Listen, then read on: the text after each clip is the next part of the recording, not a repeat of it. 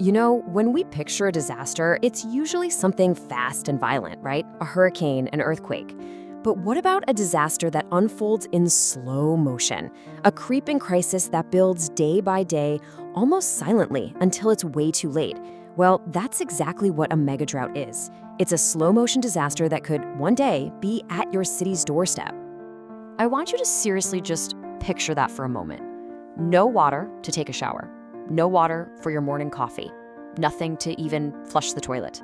It feels like something out of a dystopian movie, but for a growing number of people, it's a terrifyingly real possibility. So, what would it actually look like if this happened where you live? And if you think this is some far-off niche problem, get a load of this number, 1.5 billion. According to the United Nations, that's how many people around the world were affected by drought in just the last 10 years. This isn't a small issue. It's a massive, global challenge, and it's only getting more intense. All right, so the thing is, a mega-drought doesn't just show up one day unannounced. It starts quietly. It begins as a whisper, with these subtle little signs that are actually pretty easy to ignore if you're not paying close attention. Let's break down how this crisis slowly takes hold. And that's really the key here.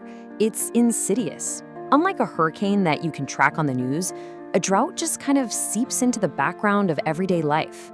The sun's still shining, the sky is still blue, but just beneath the surface, the very foundations of your city's lifeblood are starting to dry up and crack. So where do we see the first real red flags? Well, you'd start to notice it in the world around you. Your local river might look a little shallow. You know those rings you see around a bathtub? Yeah, you'd start seeing those along the edges of reservoirs. The grass in the park turns brown way faster than usual, and maybe you even notice your water bill is slowly creeping up. These are all whispers of a much bigger problem on the horizon. Okay, so we've got these environmental signs, but when does it stop being some abstract issue and start messing with your life day to day? Well, this is where the ripple effect kicks in, and it usually starts with a whole new set of rules. And bam, just like that, rules start appearing out of nowhere. Suddenly, you can only water your lawn on Tuesdays, if you can water it at all. Washing your car in the driveway? Forget about it. Restaurants might stop giving you a glass of water unless you specifically ask for it. This is the first, most direct way the crisis walks right into your home and changes your routine. And this is where you really see how things start to snowball. Those beautiful green parks we all love, they start to wither. Public pools close, city fountains get turned off. But it goes deeper. With less water, you get real health risks from poorer sanitation. And then there's the mental toll. I mean, of course there is. Research shows a huge spike in anxiety as people start worrying about this fundamental resource. And as with most crises, it's the most vulnerable people who get hit the hardest. It turns out a city's economy is just as thirsty as its people. First, think about food. Without water for irrigation, local farms can't grow crops. And next thing you know, food prices at the grocery store are through the roof. Then you've got industries, power plants, food processors that rely on water. They have to cut back or even shut down, which means people lose their jobs. And then, believe it or not, the very ground you walk on starts to fail. It's called soil subsidence, and it is wild. As the groundwater gets sucked dry, the earth beneath a city literally shrinks and compacts. And this isn't just some cool science fact. This is what cracks building foundations, breaks water mains underground, and buckles roads. It adds a whole new, expensive layer of chaos to a city that's already struggling. So what happens when all those rules and conservation efforts just aren't cutting it? When the water levels just keep dropping? Well, that's when you hit the breaking point. This is the moment a really bad drought morphs into a full-blown societal crisis. I mean, the difference is just night and day, right? A healthy city has clean water, green spaces, reliable resources, but in a drought-stricken city, every single system is pushed to its absolute limit. Those withered parks become tinderboxes, raising the risk of fire. The little water that is left can have higher concentrations of pollutants. And those deep underground aquifers, which are like a city's emergency savings account, they get drained to dangerously low levels. And this is where things can get really scary, really fast. Think about it. If a city can no longer provide its most basic service, water, people won't stay. The first sign of a potential urban collapse is an exodus. Families and businesses start to flee, looking for somewhere, anywhere, with a more secure future. And for everyone who can't just pack up and leave, the situation gets desperate. When a resource this essential becomes this scarce, competition can easily turn into conflict.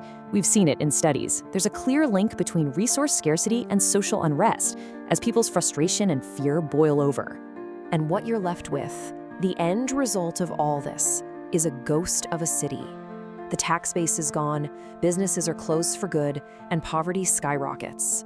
The truly sobering part is that even if the rains do eventually come back, the social and economic scars can last for a generation. Okay, wow, that was pretty grim. But look, it doesn't have to be the end of the story. A crisis like this can also be a massive wake-up call, a catalyst for real innovation and change. So the big question is, how can a city fight back and actually build a future that's ready for this? In the short term, it's all about triage, right? It's emergency management. We're talking water tankers rolling into neighborhoods, strictly enforced rationing, and huge public awareness campaigns to get everyone on board.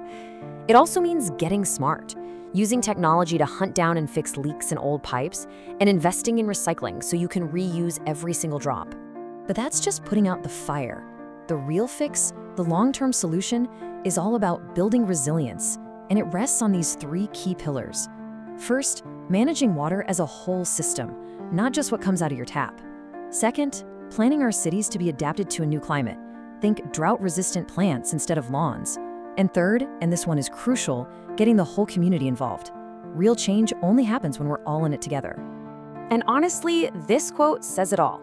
We can't make it rain, but we are not helpless here. The choices we make as a community, the policies we support, the infrastructure we decide to build, that can be the difference between a city that thrives and a city that dries up. So, I'll leave you with this one question to think about. Day zero. It's a chilling term, right? It's what they call the day the taps are officially shut off. So think about your own town, your own city. Are there plans in place? Are people talking about this? Because preparing for a mega-drought isn't just about disaster planning. It's about making sure the places we all call home actually have a future.